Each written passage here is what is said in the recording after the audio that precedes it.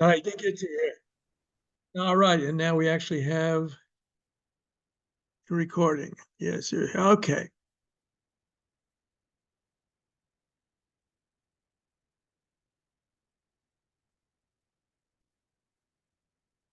Let me just-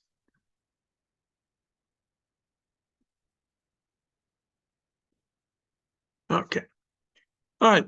As I said last week, we were starting that part of Sefer Shemot, the book of Exodus. It's concentrating on the tabernacle, uh, the various items in it. This week we turn to the role of the priests and their garments. And we start with the high priest, the Kohen HaGadol. Uh, the high priest had special function in terms of sacrifices on Yom Kippur. He was the only one who was supposed to enter into the Holy of Holies. It was otherwise forbidden to everyone, and he can only enter into that part of the tabernacle on Yom Kippur, the Day of Atonement. Indeed, he was a very busy person. He had to do all the sacrifices that day. He was exhausted by the time it was over. And he had special restrictions above and beyond those of the other Kohanim. Today, the descendants of Kohanim, who identify themselves as being those descendants, still traditionally have certain functions.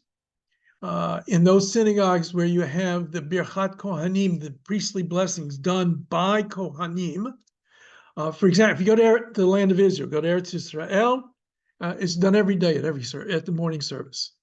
Okay? The Kohanim get up and we call in Yiddish duchen.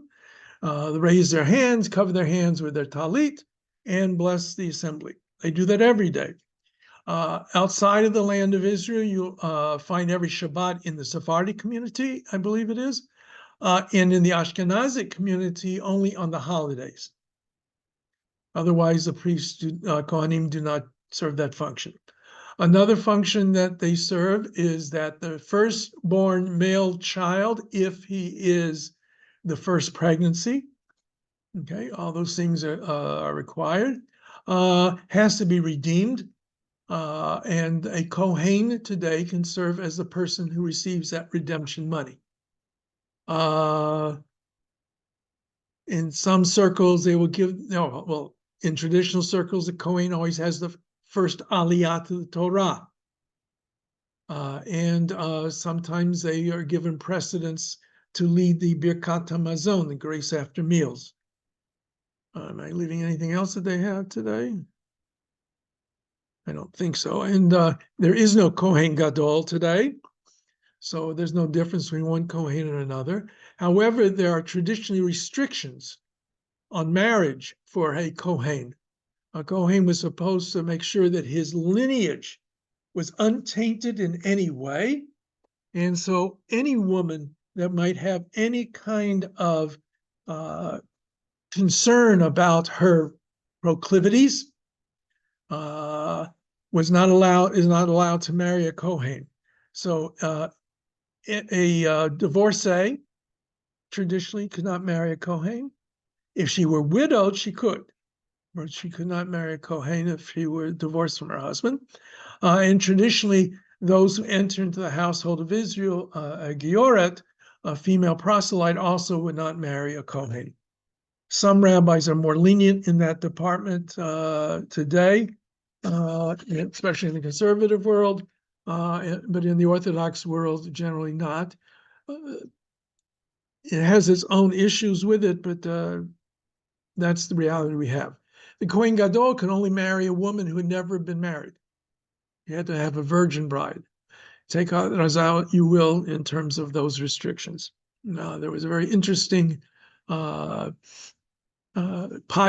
on dogma, data over dogma, in which they were talking about the role of women in marriage and all those kinds of things. And it's one of the few episodes I didn't care for, but they discussed some of those issues of how the ancient world viewed women and versus how we hopefully view women today. One of the things that I objected to, they noted that in Hebrew, in the biblical world, there is no word for wife. the word woman, isha, is the same word that is used for wife. So they wanted the author, the woman who was being interviewed, who wrote a book on marriage and in the ancient world, Jewish sexuality, what have you, said that's like saying my woman, you know. But of course, a man, there really is no in ancient Hebrew a word for husband either. So it's my woman and my man. I don't know if that's equivalent one way or the other. I also know that in modern Hebrew, we don't have a separate word today for a wife. And also they, I think, misquoted a couple of episodes, but that's all right. I have a kvetch with him this week as well. I'm on even firmer grounds this week because he really confused the story of Achan from Joshua with the story with the punishment of Korach in the Midbar. He got those two punishments confused, and he thought when Abraham had the debate with God about how many people would be saved from Sodom and Gomorrah, he said it was 5 and it was 10. Mm-hmm. Okay, so if I can figure out how to get a hold of him and send him an email, I'm going to send him a nasty. No, it won't be a nasty email. I did send him one before, but he never responded. So we'll see. If you go on YouTube and you mention him by name and you do a whole thing on YouTube, maybe he'll respond to you. Maybe I'll do that. I don't know. Okay. Anyway, it's a program. I find it interesting. It's critical studies. Most of the time it's spent on the New Testament, which I have some familiarity with, not a lot. And sometimes he does talk about the Hebrew scriptures from a critical point. Sometimes I like it, sometimes I don't like it, but I find it interesting. I'm not necessarily recommending it to you, but it's there. All right. I want to go straight into philosophy tonight. That's our subject matter. And in some ways, philosophy is the most challenging discipline vis-a-vis religion. At one time, philosophy and theology were really coexistent, one with the other, as it were. Today, they're very clearly separate, but philosophy is supposed to be the love of truth, the search for truth, and it builds upon certain givens, understandings, that sometimes come in conflict with religion. We'll discuss that as we go along, especially since, at least in theory, the philosopher was supposed to be using his mind to ascertain truth, especially the rationalist philosophers, where Judaism has the most impact, connection, and disagreement in traditional circles. Okay. So when we think of philosophy in the general sense, who's the first philosopher you think of? Socrates. Socrates. Okay, here we go. And his pupil was Plato. And at Plato's, Aristotle's student was Alexander the Great. So anyway, all we know about Socrates is what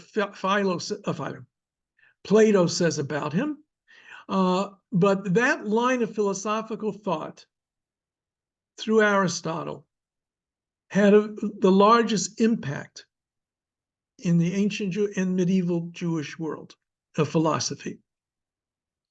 And the earliest philosopher, we don't know what contact with philosophy the writers of any books of the Bible had. That we cannot know. We don't know. There's no evidence one way or the other. Some want to suggest if you date Ecclesiastes to a much later date in history, more towards the contemporary times, then the author may be dealing with some philosophy that came over from the Greeks.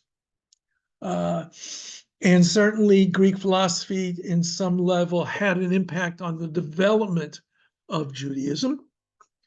But the first individual that we can identify from the Jewish world who was involved with philosophy was a man by the name of Philo, or Philo of Alexandria, Philo, right? And Philo died around the year 50 of the Common Era. Right? So to give you a time frame for him. Plato is the 400s, I believe, give or take, something like that, for BCE. I could be off by a century. I don't remember exactly, but much earlier.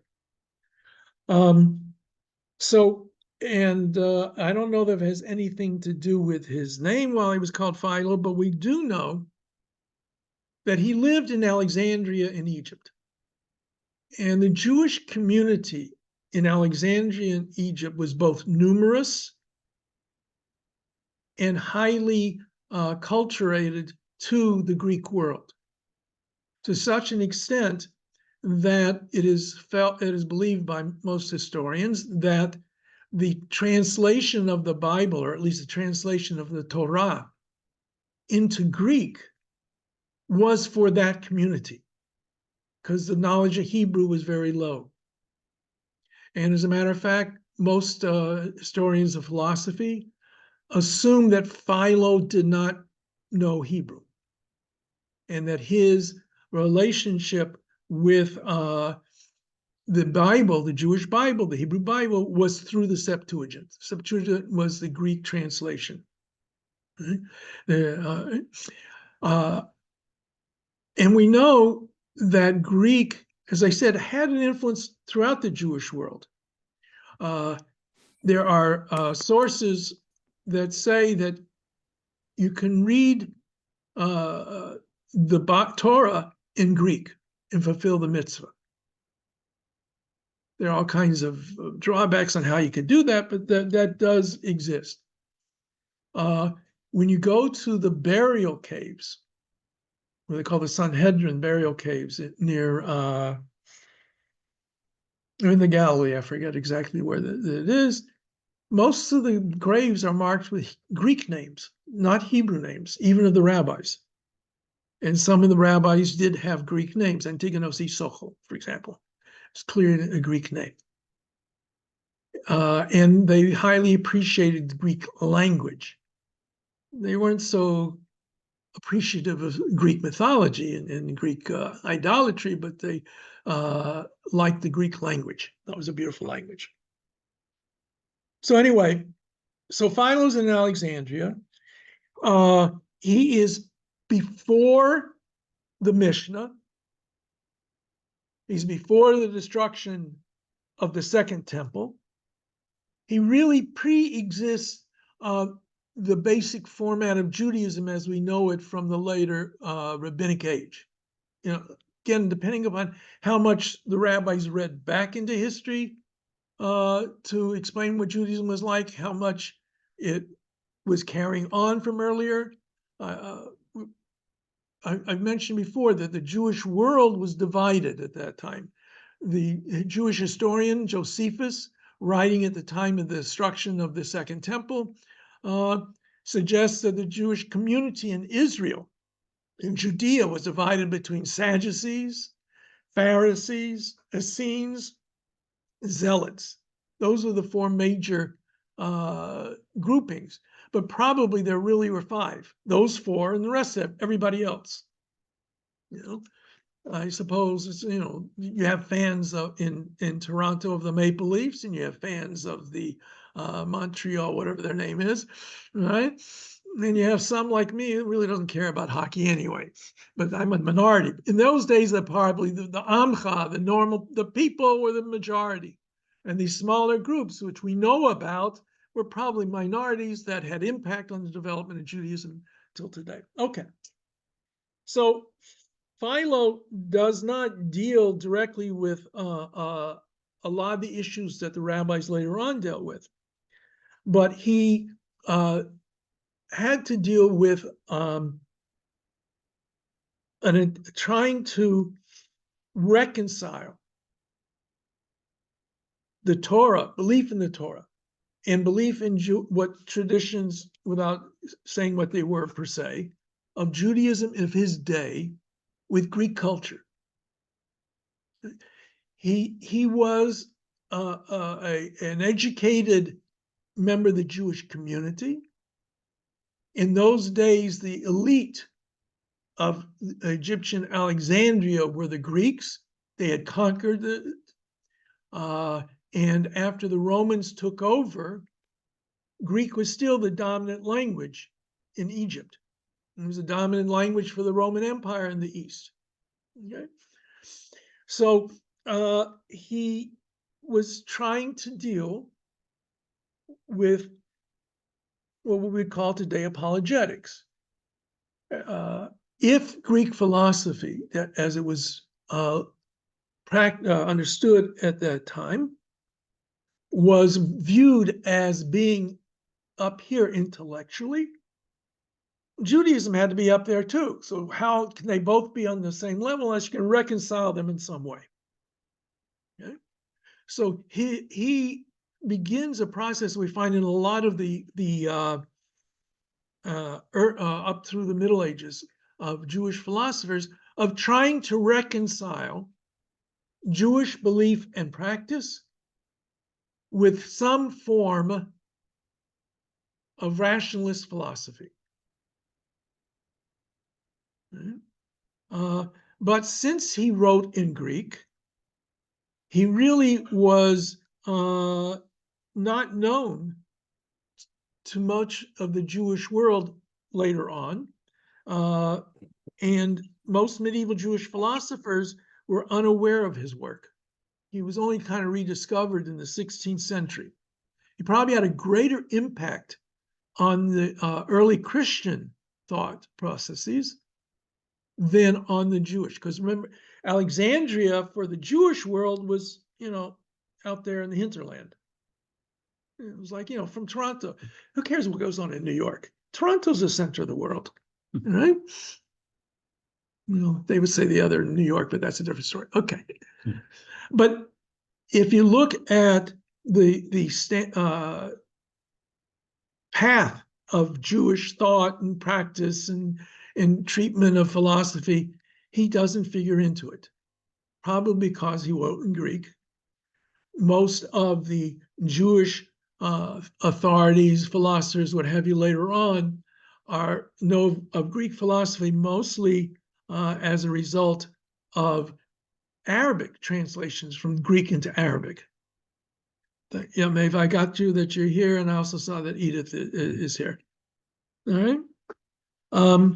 Thank you. So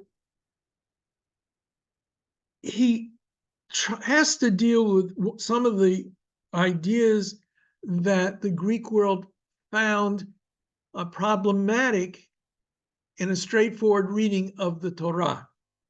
Well, for example, Philo explains the biblical depictions of God not as being literal, but as being metaphorical, a line of thought that we find repeated in Jewish thought.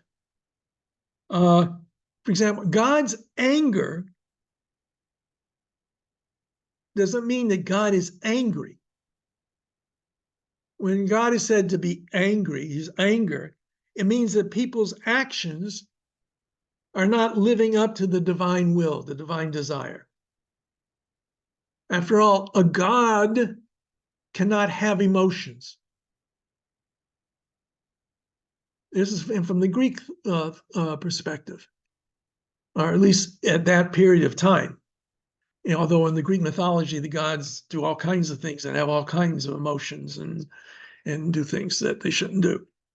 But for the philosophical world at the time of Philo, the idea that the divine would be influenced by their own emotional state makes no sense. And most Jewish thinkers today would say the same thing about God. The Kadosh Baruch Hu doesn't have emotions like we have. At least a rationalist approach. After all, emotion is a human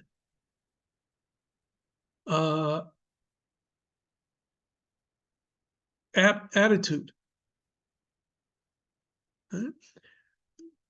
How can God be angry? Because it means you're changing what God's happy now and then God's angry. God can't change like that. you are positing a change in the divine, which philosophy, not in all thoughts, but in philosophy just doesn't work. He also suggests that while he accepts the biblical stories of the patriarchs, for example, as being historical in his view, he also saw them as being more than the surface. He saw them as being allegories that are meant to teach important lessons. Now, this allegorical treatment of biblical stories becomes very important in Christian thought. In Jewish thought, it tends to be shunted aside.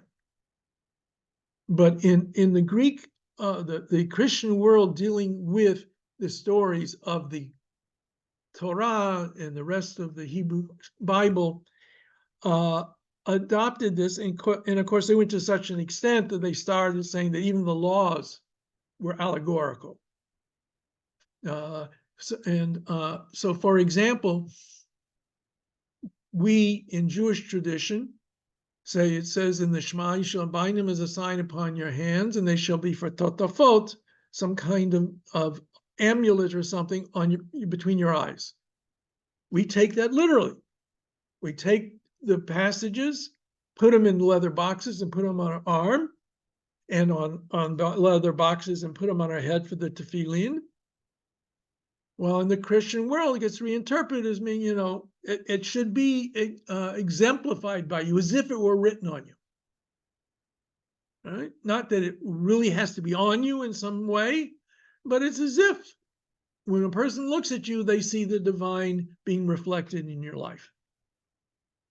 I don't know if Philo said that or not. I'm not saying he did, but that's the kind of approach that might take place.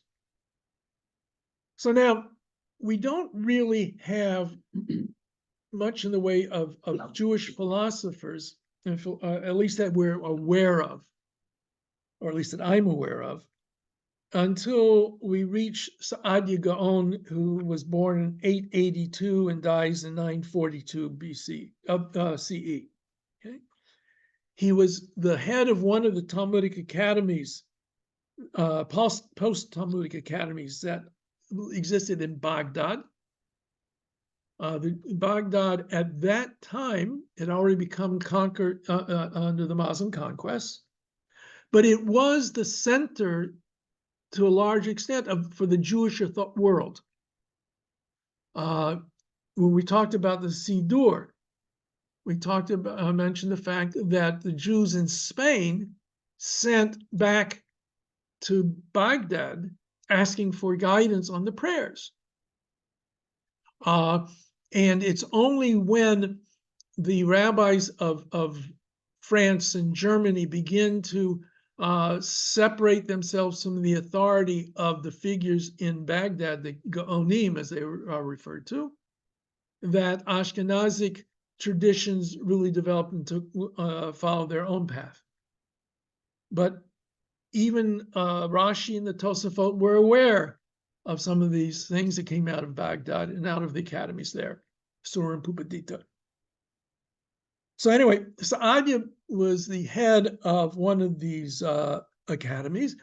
All of the heads of these academies were called Gaon. Gaon means excellency, right? Full of light, someone that you looked up to. But that was the title of the heads of the academies. Later on in Jewish tradition, Gaon becomes an honorific for somebody you consider to be highly educated Jewishly and an authority figure, or you're trying to embellish somebody and make him sound like you think he's somebody hot. You'll say he's a Gaon, Harav, a Gaon, a Chacham, all these honorifics that you'll see in letters that are written in the Middle Ages. Everybody becomes everything. Right? But he was a Gaon in the sense that he was head of that, and he's also a very significant figure in both halachic development as well as in philosophy. He wrote a work called Emunot V'Deot, Beliefs and Opinions. That was his major philosophical work, written in Arabic. And this is a theme that's going to run through a number of the sources, that Arabic was the language, while Greek had been the language of the Eastern Roman Empire. With the conquest of Islam, Arabic replaced Greek in those areas, and it replaced whatever local languages were there. And who knows, had the Talmud been written half a millennia later, maybe it would have been written in Arabic instead of Aramaic. We don't know. So now, he was a rationalist, so he's following in this rationalist footsteps, where Aristotle has this great impact on the world of philosophy in the Arabic world. So he sought to demonstrate that Judaism and the Torah were compatible with the canons of reason. And since the human being is capable of arriving at truth through reasoning, this is one of the important elements of up until the modern era of philosophy. The idea that your intellect could somehow figure out the truths of the world around you. Whether you use a Socratic method of give and take, or whatever. So that creates an issue, because one of the major concepts of traditional Judaism was revelation. Revelation says God revealed the Torah. Now, if the human mind is capable of uncovering all the truths, and the Torah is true, what do you need revelation for? You with me? I mean, when you want to teach a child math, when they're learning mathematics, you don't give them a handheld calculator to start with. They'll never learn math that way. Once they learn math and they start doing heavy calculation, okay, that's a way of dealing with it. It makes it a little easier for you. But why? But you got to start the beginning. Why did God have to reveal the Torah? Why not let people arrive at those truths on their own? All right. So Judaism, first of all, must be compatible with reason, as we said. And since Judaism is true, then it must be that those who fail to see that have not used their reasoning power sufficiently. If I tell you 1 + 1 is 2, and you tell me 1 + 1 is 3, I say to you, you made a mistake. Because we know 1 + 1 is 2, unless you are using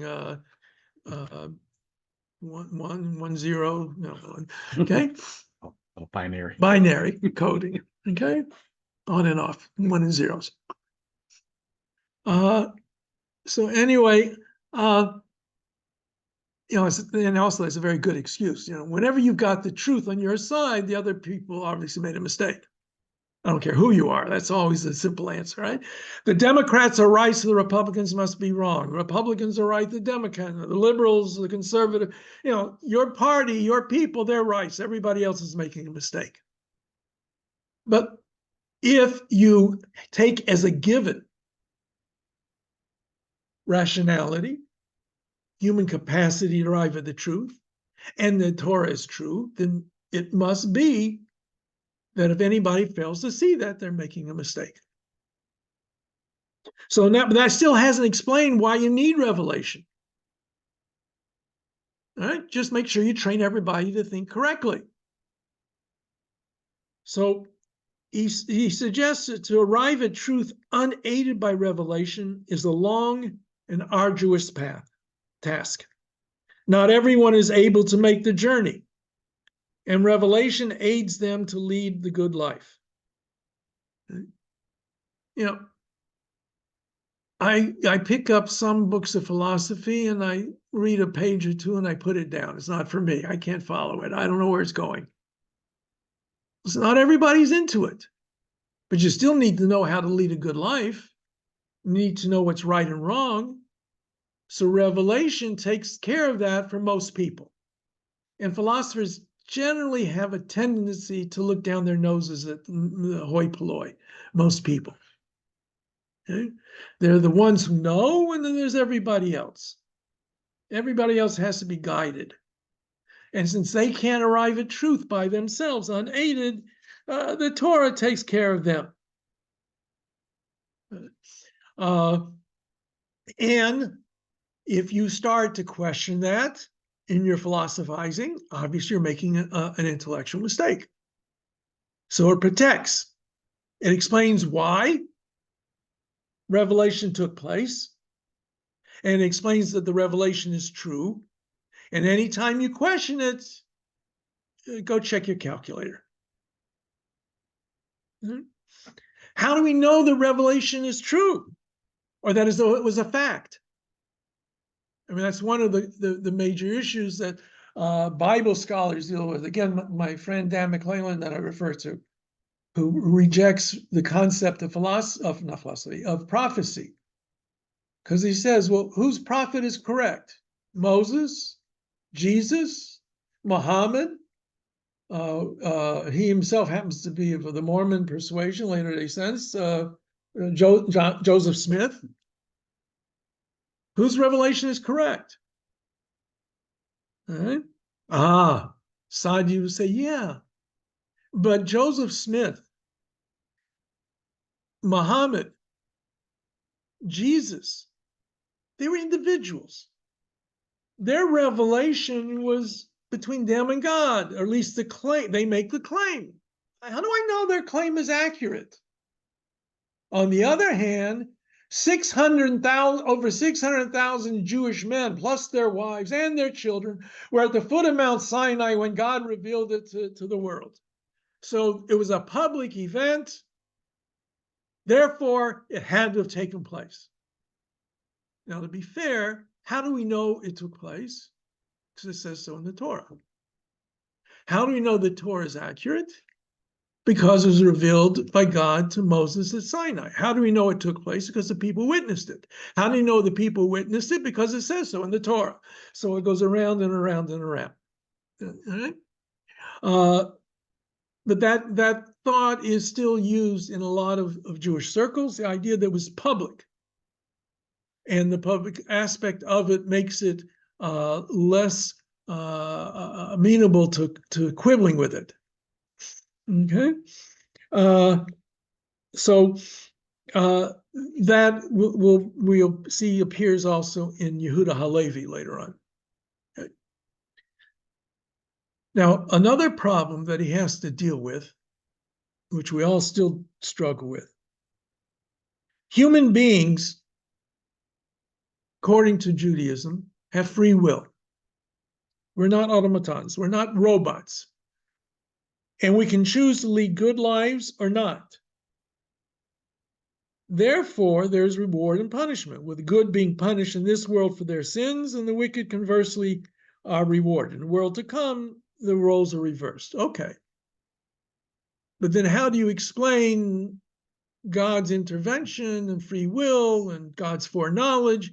Those are all issues that various philosophers deal with and try to, throughout the course of history, to struggle with.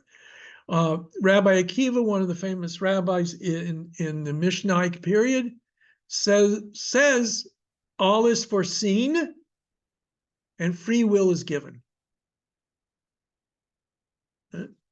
God knows what you're going to do, but you have the free will to choose what you're going to do.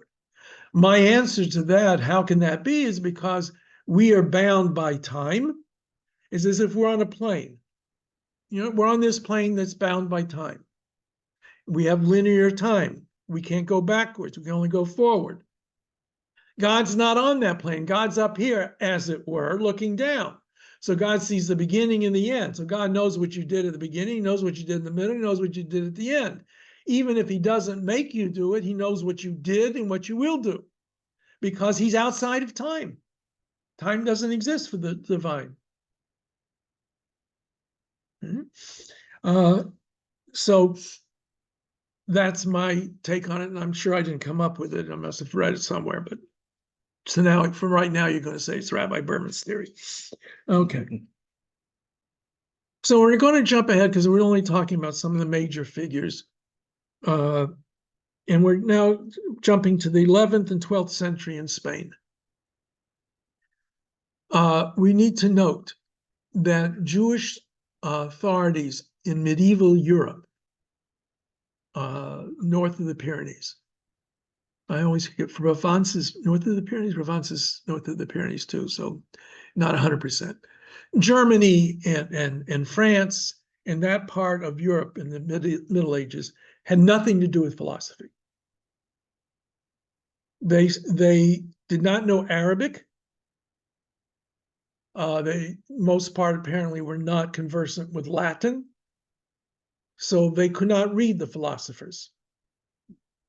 They didn't know Arabic, so and most of the Jewish authorities who dealt with the Greek philosophy read it in Arabic translation. All right, so until we reach almost close to the modern era, we're really talking about the Sephardic world in terms of philosophy. So now Judah HaLevi was a very interesting individual. He was born in Toledo, not Ohio, but Spain, in 1085, and he is thought to have died around 1141. He was a poet as well as a philosopher, or an anti-philosopher. Right? His most important work in some ways was the anti-philosophical tract called the Kuzari. A little background to the Kuzari. There was a kingdom in, I forget exactly which area, near the Crimea, and all the stans, Uzbekistan and all those stan places, somewhere in that area, known as the Kingdom of the Khazars. And apparently the king of the Khazars and some or part or all, we don't know, of the people there ended up converting to Judaism. One theory is to his north and to the northwest were Christians, to the south were Muslims, and he's caught between them. And so he chose not to go with either side and took Judaism as a way out. How religious they were, how much the conversion was, how big the conversion was, we don't know. We do know that it's used today by people who don't believe the Jews are really the descendants of Israel to say all the Jews of Europe are descendants of the Khazars. Although we share far more DNA with our Sephardic cousins than we do with any Slavic peoples. Okay? Anyway, so this story floats around, and Yehuda HaLevi uses it as the basis of dealing with his understanding of Judaism. He paints this picture. The king of the Khazars summons a philosopher to come to him to teach him about the truth. And he's not happy with everything the philosopher says. So he decides, well, let me call on the religious individuals. I'll call on a Christian source and a Muslim source. The Jews, they're nobody, so who cares about what they think? And as the Christian and Muslim authorities talk to the king and answer his questions, they keep harping back to the Torah. So he says, what am I going to do with you two? Let me go to the source. He contacts a rabbi. And the rest of the book is this give and take between the king of the Khazars and this unnamed rabbi. So what was the problem? The philosopher had posited that there's a creator, but he doesn't care about the world. There's this divine creator, the first prime mover of the philosophers, but has no give or take with what takes place after that. That God is an uncaring, unapproachable God as far as humanity is concerned. Well, that doesn't answer the king of the Khazars' need. And then, as I said, when it came to the Christian and Muslims who believe in a God who cares about the world, they hearken back to the Tanakh. So the rabbi seeks to explain in conversation with the king that God indeed does care about the world. The proof of the revelation at Sinai is Saadia Gaon's proof that it was a public event. And nobody has ever gainsaid it, at least by that period of history. The Muslims believed it to some extent. The Christians certainly believed it. They may have interpreted different ways, but they said God revealed Torah to Moses at Sinai. And here's where he's an anti-philosopher. He does not identify Judaism with rational truth, but claims it has a higher level of being, the only truth. He denies that metaphysics can arrive at higher truth. You can think all you want, you can use your intellect all you want, but you can't reach the ultimate. To Halevi, philosophy attempts to know God, while religion seeks to lead a life in accord with God's will. The purpose for Halevi is not to know who or what God is. The purpose is to know what God wants of you. That's what the human endeavor is about. And while he accepts the notion of a rational faculty, as they called it, not the teachers at the university, right? Rational faculty or capacity to think, he accepts that we human beings have a rational capacity, faculty, but he says there's a superior faculty, the religious faculty. So he's not concerned with having to prove Judaism, the Torah, all the things in it, on the basis of rationalist philosophy. He thinks that's inadequate. Now, Halevi now goes on a trek, or a path, that many moderns find difficult, namely the following. This faculty, this religious faculty, was inherent in the first human being, Adam HaRishon, but was only given to certain offspring. Not all the offspring of Adam had that religious faculty. And it ends up residing amongst the Jewish people. So Torah is revealed to Israel because only Israel can really appreciate it because it has that religious faculty. And that is why prophecy may be found only among Jews and only some of them. I don't know what he did with Bilam. All right? But he says because of that religious faculty allows the human to communicate with the divine through the means of prophecy. Not everyone has that ability, but it is there. And while the moral law is available to all, perhaps, the rational mind can reach the idea that you shouldn't murder, you shouldn't steal, you shouldn't believe in a multitude of gods, but only in one God. They do not have this higher faculty. And this distinction, though, will exist until the coming of the Messiah. So it gets open to everybody at that point in time. How does someone then become a Jew? By his wording of it, it's almost a racial, really is a racist idea.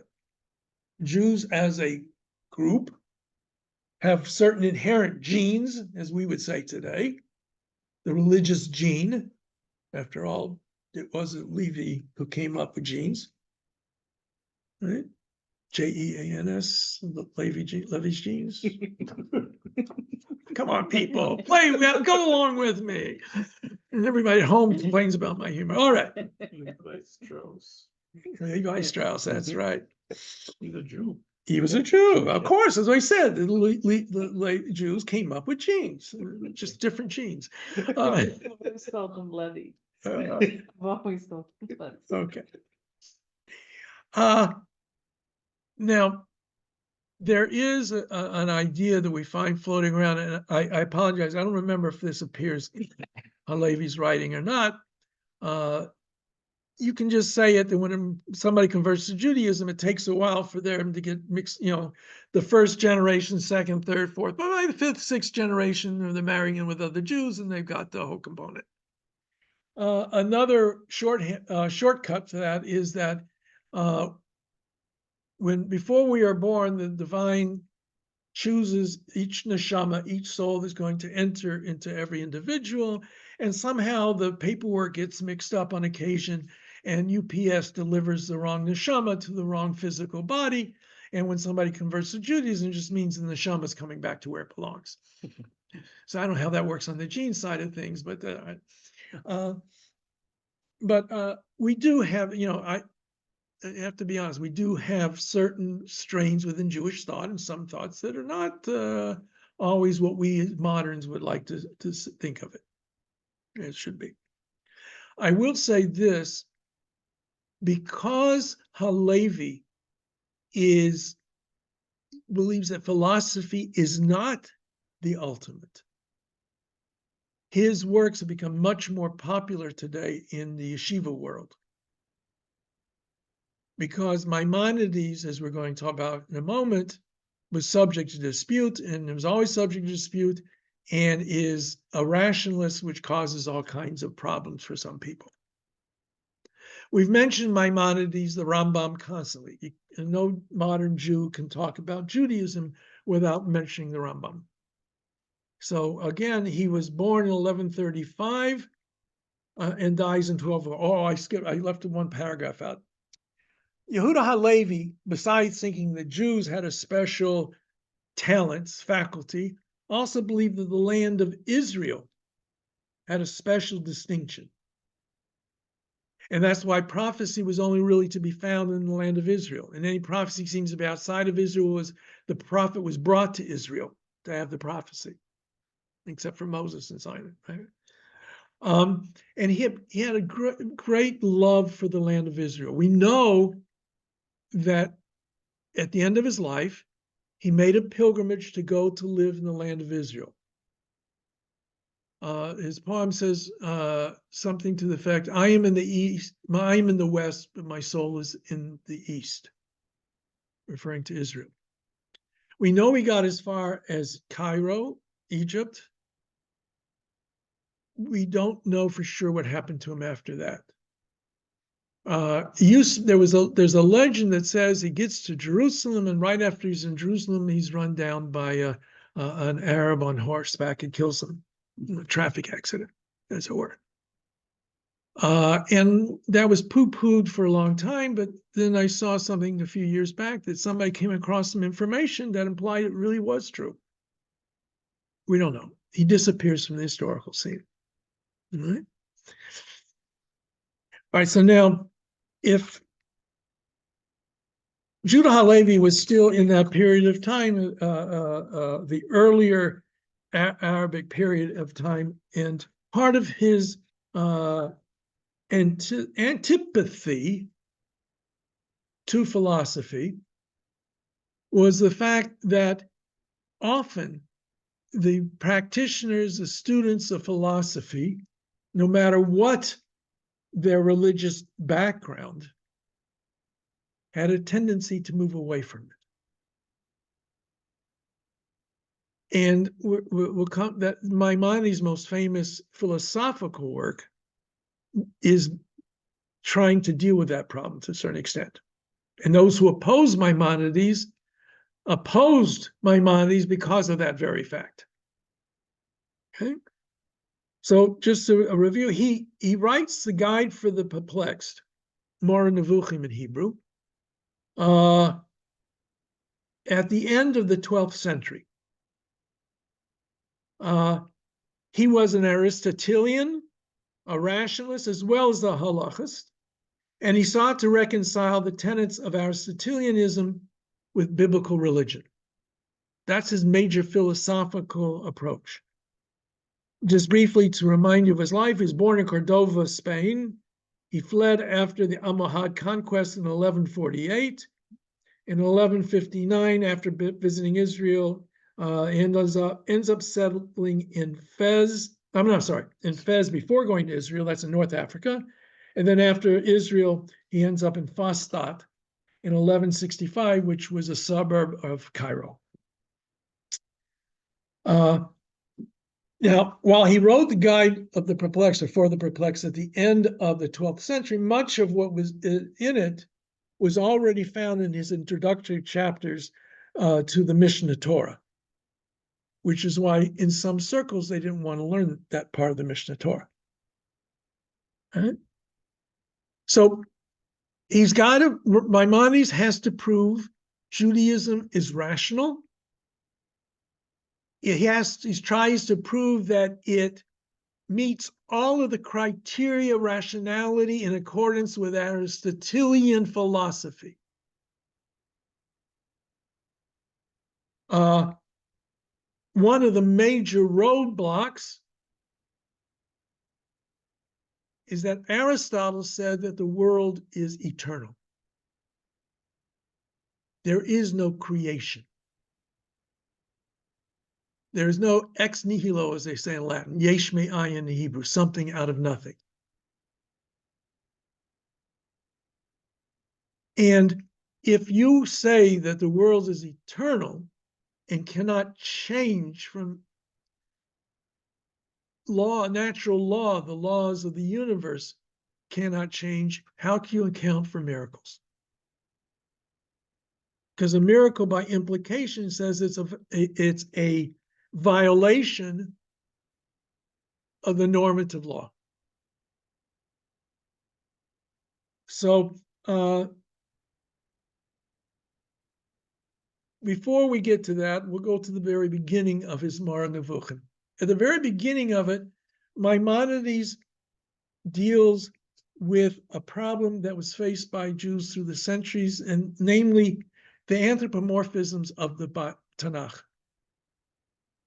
The hand of God, God's anger, God regrets, God smashes.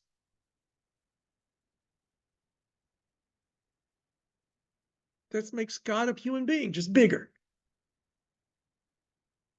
That makes God like all the other pagan gods, really, just lives longer. Or he's the only one, got rid of the others. And for the philosopher, that makes no sense at all. So Maimonides begins by dealing with words, which is still what philosophers do today. He tries to explain, what does it mean when it says God created man in his own image? B'Tselem Elohim barato b'dimoto. What do those words mean? And so he opens up by explaining how those words are to be understood. And he explains that when we talk about God, remember for Yehuda Halevi, philosophy is trying to understand God. Maimonides essentially says, you can't really do that. You really cannot make a positive statement about God, a positive attribute. All you can say is a negative attribute. Bill Gates is a millionaire. Is that right? No. Why? Billionaire. Multi-billionaire. So when I said he's a millionaire, I'm making a false statement. If I say God knows everything, what do I mean by knowing everything? I'm limiting it. I'm limiting God's knowledge in some fashion. I can say God is not without knowledge of everything. God is not without mercy. Right? But I can't use a positive statement about God. Because by making a positive statement, I'd limit. Once you say anything positive, you limit. Right? And so when we say God is angry, it means if God were a human being, the actions that took place that come ultimately from the divine would have been described as an act of anger. If I say God, the hand of God was heavy on something, it means were God a human being, that action could be explained by a person's hand being heavy on somebody. It doesn't mean God has a hand. It means that we are trying to explain what took place using human language, acknowledging that that's human language is not saying what God is or does, but giving us a reference point in our world. As a matter of fact, Maimonides is adamant that God does not have a physical body. He says anyone who believes that God has a physical body, that individual is a heretic. Maimonides speaks of heresy. Now, when he makes that statement in the Mishnah Torah, Rav Abraham ibn Daud, or Rabbi Abraham ben David, says, who are you to make such a claim? Greater rabbis than you believed God had a body. And we know there was literature, Jewish literature, which describes God's body. He's this huge, big, jolly green giant, more giant than the jolly green giant. Now, the Ravid doesn't believe that God has a physical body. What he is saying is, Maimonides, you can't call these people heretics because you disagree with them. They're not right. They're not correct. But they're not heretics. But Maimonides is very adamant on when he says things often. It's my way or the heresy way. Okay? And once you make statements about God that are incorrect, you're an idol worshiper. You're an idolater. So you have to be very careful for Maimonides. And he throws around lots of in his introduction to the tractate Pirkei Avot, Ethics of the Fathers, Maimonides writes about what is to be a Jew has to believe in, and those eventually are condensed into the 13 Articles of Faith. Poetically, that's the source for the hymn Yigdal. Yigdal Elohim Chai v'yishtabach, or Yigdal Elohim Chai v'yishtabach, whenever you sing it in different synagogues. Often in the earlier version was, I believe with a perfect heart, ani mami emunah shlema, with a perfect faith that God is, was, and will be. I believe with a perfect faith that every word in the Torah was always, I'm not quoting it correctly, I'd have to look it up, was there. Nothing has changed from what Moses received at Sinai. Those are his 13 articles of faith. And if you don't accept them, according to him, you're a heretic. And what has happened in the Jewish world over time, even though there are a lot of disagreements over those 13 articles of faith, at least within the Orthodox world till today, those become the guidelines. If you say anything that doesn't fit in with those 13 articles of faith, then you are outside the boundaries of Torah. That's the lasting impact that Maimonides had on that particular area. We didn't have lists of beliefs, catechisms, as they had in the Christian world. Maimonides' 13 articles of faith become like a catechism. Okay. So now, we've dealt with the physicality of God. We also have to account with, what do I mean when I say God is one? Singular. Singular implies there's plurals. You're singular, I'm singular, but we're both people. Right? You're a male, she's a female, but you're both human beings.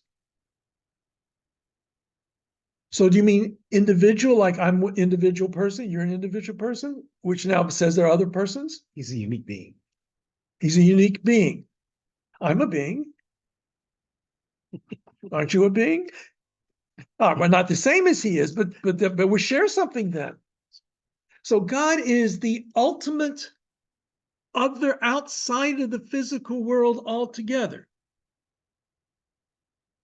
God's uniqueness and oneness means there is nothing else like comparable to God.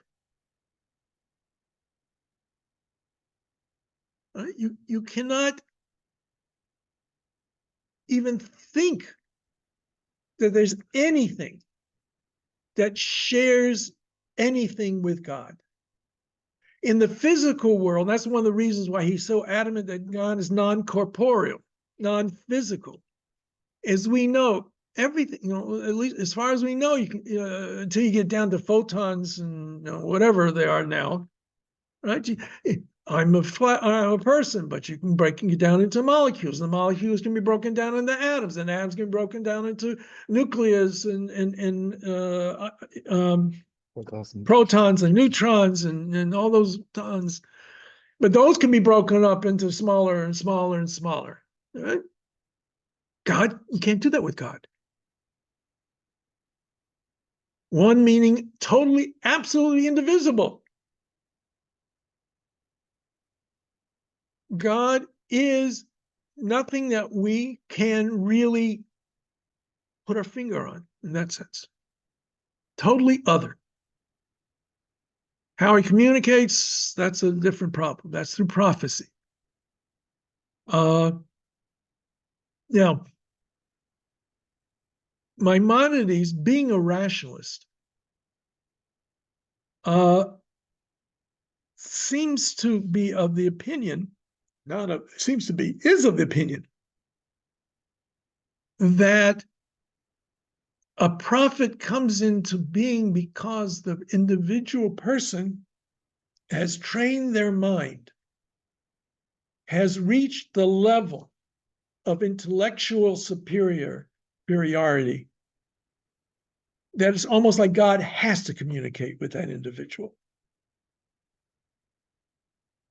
Prophecy is the result of a human being making themselves to such an intellectual perfection that they are now capable of receiving directly the divine command.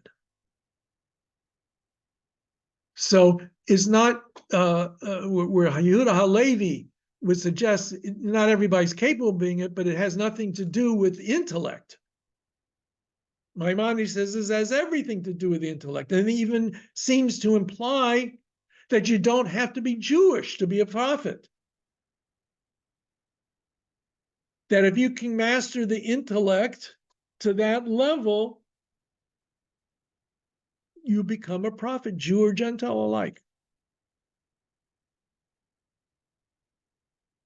So that's part and parcel of this whole package. Now, also one other thing, we talked about the eternity of the world versus Aristotle. So Maimonides spends a lot of time devoted to that. His answer essentially is Aristotle made a mistake. He made a mistake of logic. But this is his caveat there, which is fascinating. Had I been convinced that Aristotle was correct, I could read the Torah in accordance with Aristotle.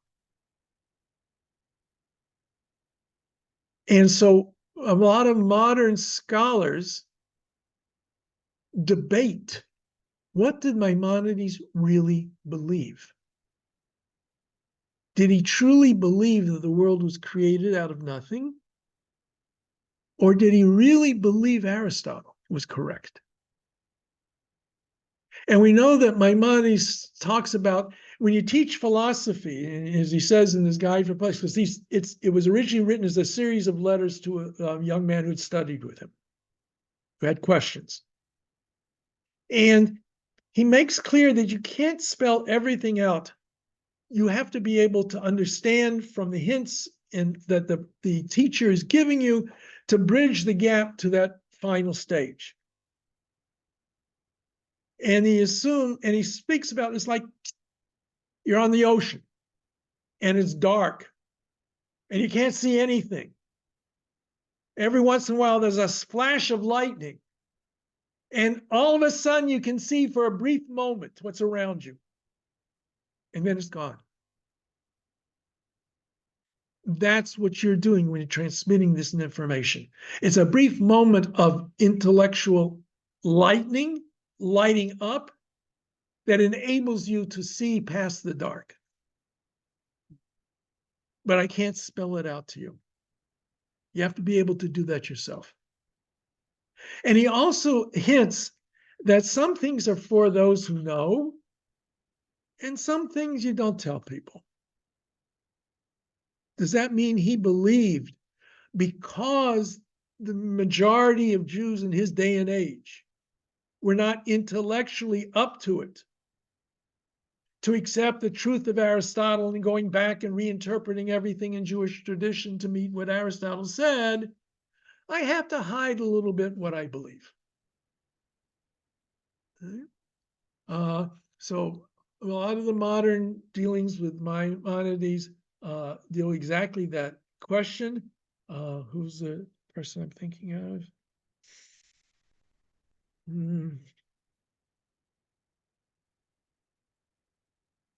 Maybe come to me later, maybe. Okay. Also, one other important element of Maimonides' thought is he really emphasizes the Greek concept, which we find in Jewish sources as well, as the golden mean. You know, the ideal path always lies between the extremes. You should not be profligate with your money, throwing it away. You shouldn't be stingy, not giving it, miserly, not giving it to anybody. There's a path in the middle from one side to the other. You shouldn't be so calm you never get angry when reprimanding is necessary. But you shouldn't be such a person. The littlest thing sets off your anger. Somewhere in the middle.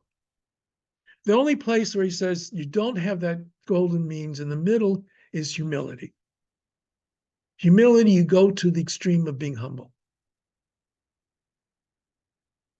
And he says he once heard a story from a philosopher. A philosopher gives a story. In brief, it talks about a guy on a boat. He's dressed in rags and he was traveling others and he's tired. He goes down to the bottom of the boat and he lies down to go to sleep. Somebody comes by and you're not just things, a bunch of rags there, and urinates on him. And so his friends said, "You must have felt terrible." He says, "No, I felt great. I humbled myself to such an extent that it didn't even bother me that person did that to me." I'm not sure Maimonides would go that far, but he quotes that story. And as somebody once said, no truly humble person writes a book. Right? Okay. We're going to skip ahead. I'm not going to talk about Spinoza. He kind of gets read out of the Jewish world, although there's been efforts to bring him back into the Jewish fold. But for the most part, he doesn't follow into the line of development of Jewish philosophy, at least the way I've seen it. So there was Moses Mendelssohn. Moses Mendelssohn is 1729 through 1786. He was on that cusp of movement from the ghetto world to the open world of Europe. When he came to Berlin, he had to get permission to live in Berlin because only so many Jews were allowed to live in Berlin. He's a product of the Enlightenment, the beginning of movements of liberal thought and the possibility of Jews leaving the ghetto. Now, as with most of the Jewish philosophers that we've come across, he was a rationalist, a proponent of the ideal of reason. Reason belonged to the world. If reason belonged to the world, that's the case. And what does the Torah have to offer? Once again, this problem. If you can reason out the truth, what do you need revelation for? So he divides truths known to all men and women of reason, revealed religion, and revealed law.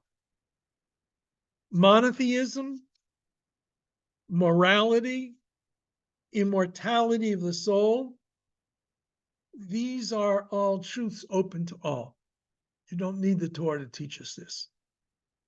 Judaism is the revealed laws of the Torah, a specific way of living life in order to express oneself religiously.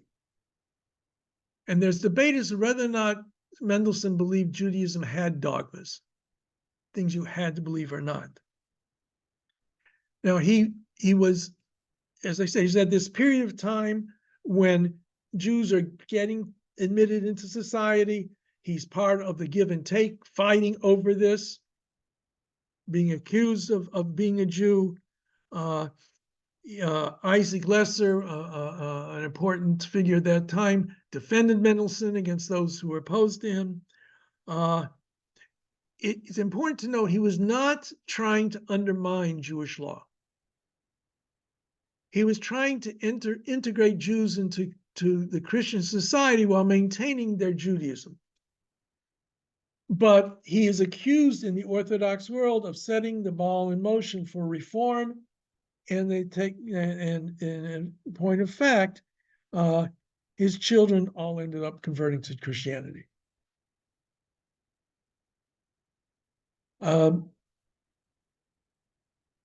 Moving along, just hitting some highlights of Jewish philosophers. Martin Buber. Martin Buber was an Austrian Jewish philosopher, 1878 through 1965. Now, he had an interesting history. He was a Jewish theologian and philosopher. He's born in Vienna, studied philosophy at Vienna, Berlin, and Zurich. And then he became attracted to Hasidism, not as a practitioner of Hasidism, but as a proponent of what he saw as Hasidic ideals. He was a founder and editor of a monthly journal called Der Jude, the Jew. He taught comparative religion at Frankfurt and directed a Jewish adult education program until 1938, when he fled to Palestine to escape the Nazis. And he became a professor of social philosophy at Jerusalem, where he wrote on social and ethical problems. He's best known for his religious philosophy, expounded most famously in the work Ich und Du, I and Thou, 1923, contrasting personal relationships of mutuality and reciprocity with utilitarian or objective relationships. So he's seen as an existentialist philosopher. Buber opens up his work, I and Thou. First of all, in English, we just have I and you, right? There is no stronger you than you in English. Thou seems out of date, but that's how it's usually translated in English to serve as a distinction. And what he's trying to say is this: we live in relationships with people and God. Now, how do I relate to another person? And he says, there's a tree in the forest. I go up to the tree. Do I relate to the tree as a thing? Or do I somehow relate to the tree as a tree? I don't know how easy it is to relate to the tree as something more than a tree, but that takes a person. This is something I try to practice myself. I go to the grocery store and I go to the checkout. Most of the time, the grocery store, we're going to the regular checkout. The individual behind the cashier, he or she, adds it all up, gives you your bill, you pay your bill, and you leave. Sometimes I go to the self-serve. There's a machine there. And I run my items over the screen. So it takes a picture, gets of what the item is, gives me the bill. I pay the bill with a credit card and I leave. What's the difference between those two? Cashiers as far as I'm could be concerned, is an it. Just like the machine is an it. I'm using that person as I use the machine. That's an I-it relationship. That's not a one human being to another. That's why I strive to always see the name if they have their name tag on, and always refer to the individual by their name. If Sally is checking me out, I try to say, thank you, Sally. By just demonstrating that it's not a machine in front of me. And we go through life, we can relate to people as I and thou, or I and it. Now, our relationship with the divine for Buber is a little bit different because God can never be the it. God is the eternal thou waiting for us to relate to him, to the eternal thou. When I have an I-thou relationship with anybody or the divine, dialogue is possible. I cannot have dialogue. Well, I don't know, with the AI today, maybe it's possible. I never know for sure, right? But I cannot have a dialogue with a machine, with an it. I can only have a dialogue with an I, a thou. Yeah, it's not the same. Well, it's not the same. It doesn't. The AI. Because it doesn't have the benefit of experience of actual. Yeah. Well, let's see what happens with them. Who knows? At least that's what I'm gathering. Yeah. All right. Now, Buber was very popular in Christian circles. It still is, and his philosophy is very popular. He himself, while he writes about Hasidism, it's never clear if he's writing about Hasidism or he's what is probably mostly the case. He's writing about Buber's vision of what Hasidism is about, not what Hasidism really is. Mm-hmm. If you want to find out about Hasidut, you will not really find out about it in his writings on Hasidism. He believed in being Jewish, but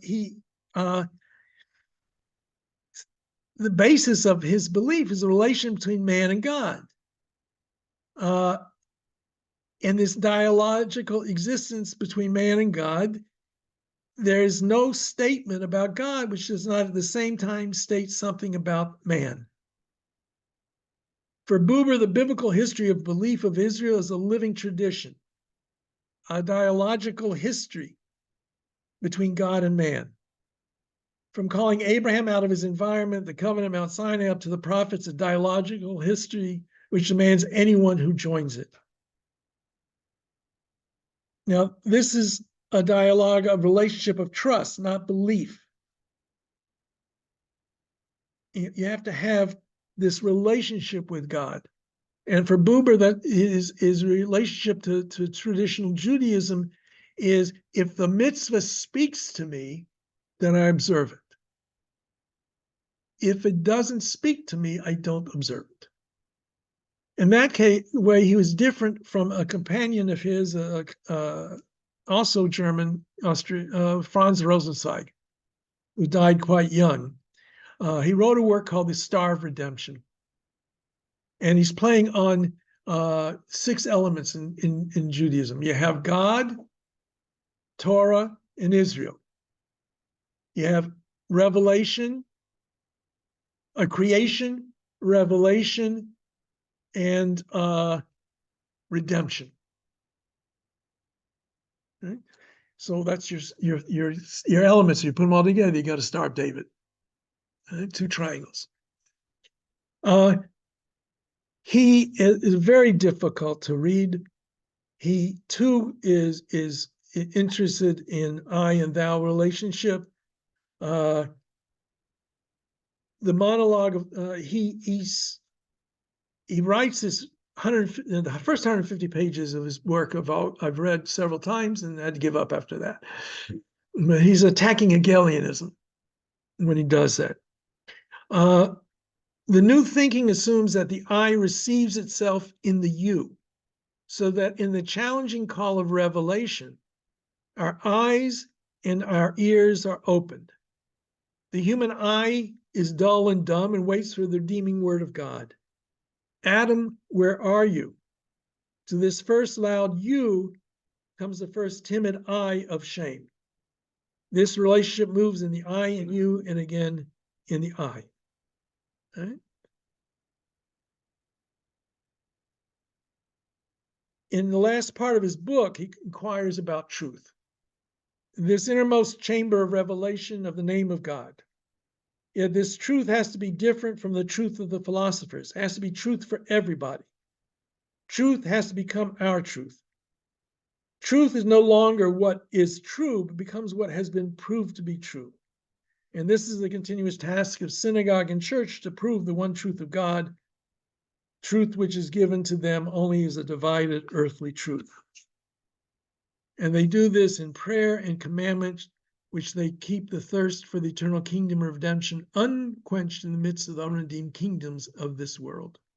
Each prays and lives according to truth as each receives and understands. So he too puts in a certain conditional aspect of religion. But instead of Martin Buber's saying, if it speaks to me, I do it. If it doesn't speak to me, I don't observe it. His is more, not yet. I may not be ready for it yet.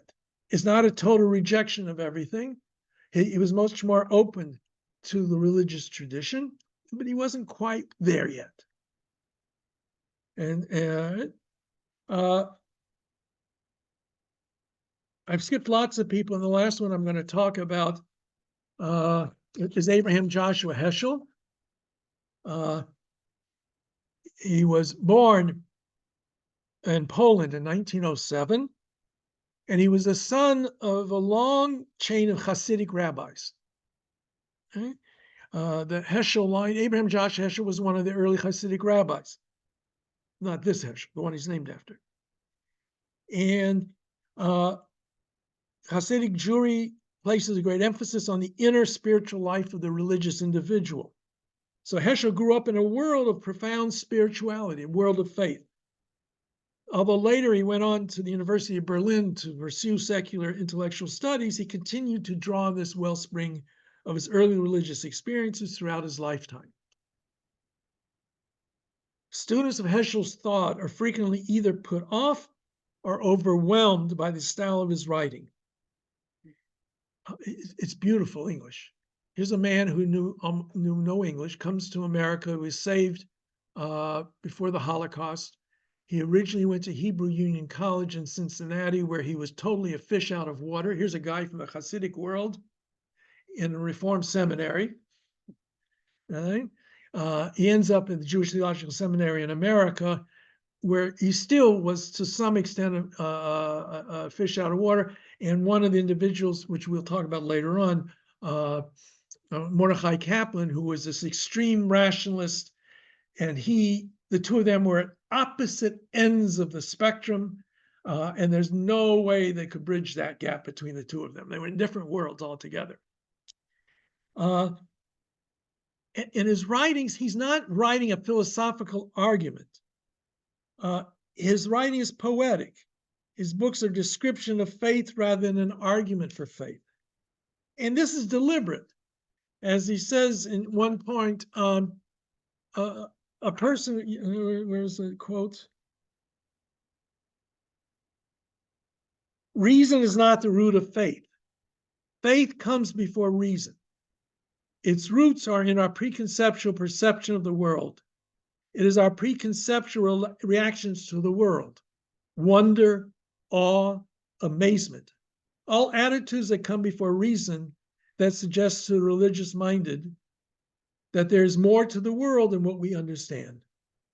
Persons of faith first experience God in the world and only then try to come to terms with this experience through reason. Modern men and women have closed themselves off to this preconceptual experiences by being too literal-minded, by ignoring the poetry that is inherent in creation. They have closed themselves off to the possibility of faith.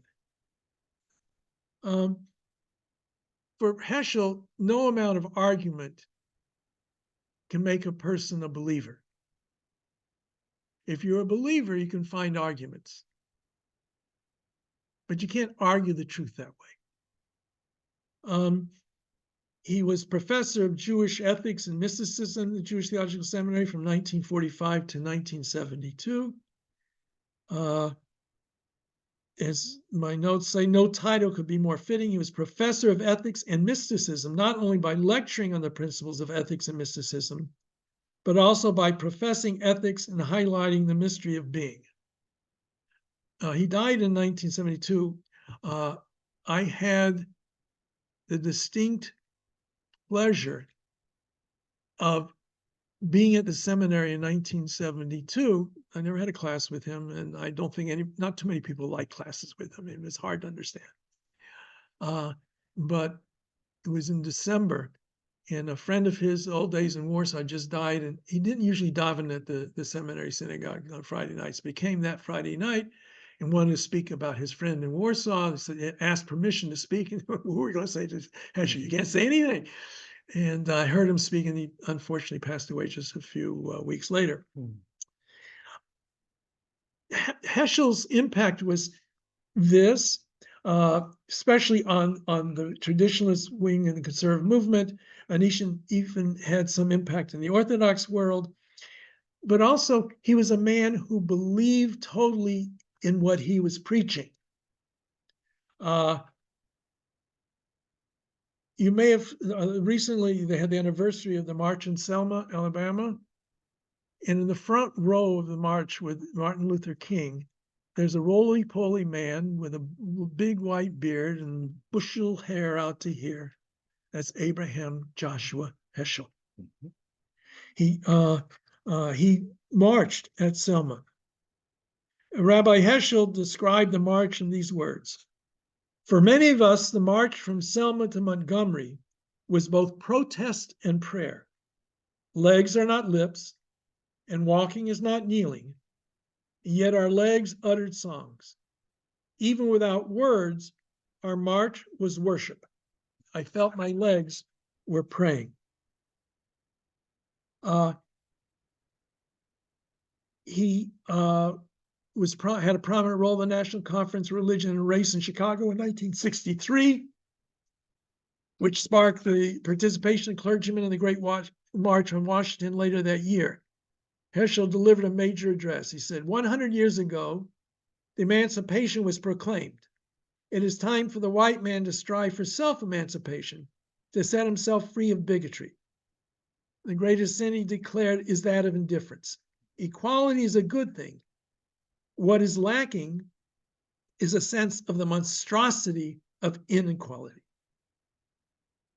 So his works, Man is Not Alone, God in Search of Man, Who is Man? He also wrote a very good book on the Sabbath, a marvelous rendition explaining what the Sabbath means. It's not a halachic work, it's a emotion work. The Bible, Herschel says, it reflects more divine anthropology than human theology. The Bible's about humans. It's not so much that God is a symbol of human thought as that man is a symbol of divine thought. Similarly, God is not so much in need of man as man is a need of God. For religion is as much a result of God's search for man as man's search for God. In this manner, the book of Job and Abraham's argument with God over Sodom are understood not so much as man's attempt at theodicy as God's attempt at anthropodicy. It is not God's commitment to justice which is at stake, as much as Job's integrity and Abraham's commitment to justice. Indeed, the Bible can be seen as a tragedy wherein God fails to find a righteous man. In prayer, he taught our asking of God gives way before the awareness of being asked by God. Heschel taught that religion begins with a question and that theology begins with a problem. He went so far to assert that a person without a problem may not be a person. His teaching was not directed at resolving our problems as much as provoking our questions. Even then, his most common response in class was, "Is that the real question?" So this is just a survey of some of the important figures from the medieval, actually the medieval period up till today. There are others that work today. There are Orthodox philosophers that I didn't touch upon. But this is a good, going through some of the mainstream of Jewish philosophers up until the modern times. And since I'm an old man and these are the ones I grew up with, that's what you're learning about. I don't know if there's anybody today that's on their level anyway. So, but that's, nostalgia is always overwhelms the present. So anyway, any questions? You should really understand basically the names, sort of the periods of their lifetime, what their major work is. If I said who wrote God, Man in Search of God, you would know it's not Maimonides, but Heschel, or I and Thou is Buber, that sort of thing. And this struggle between rationalism versus the meaning of revelation, how you square the circle of those two things, which is always the struggle of philosophers, rationalist philosophers. Now, next week, we're going to talk about mysticism, which in many ways, according to some, is a result of Jewish revolt against rationalist philosophy.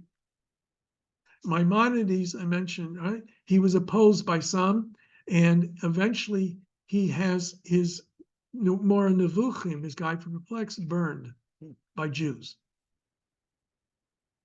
which may have set the stage for the burning of the Talmud by Christians. We can sometimes be our own worst enemies, but the rationalist school philosophy in general is always something that traditional religion has to struggle with, because philosophy is not supposed to accept, although often they do without acknowledging it, simply what they're told. They're supposed to be examining the truth and validity of all statements. And so dogma doesn't fit very well with the philosophical approach. And traditional religions sometimes are built on dogma. And you have to find that meeting ground that works for you. Okay? Please God, we'll see everybody next week. I sent out the little business about observing Purim, gave you a nice outline that I cut up from another source, the OU kind of thing online. And I will do similarly when it comes to Pesach as well, and all those good things. Okay? No questions, anybody? Okay, have a good one, everyone. Toda Rabbi Berman, Laila Tov, everyone.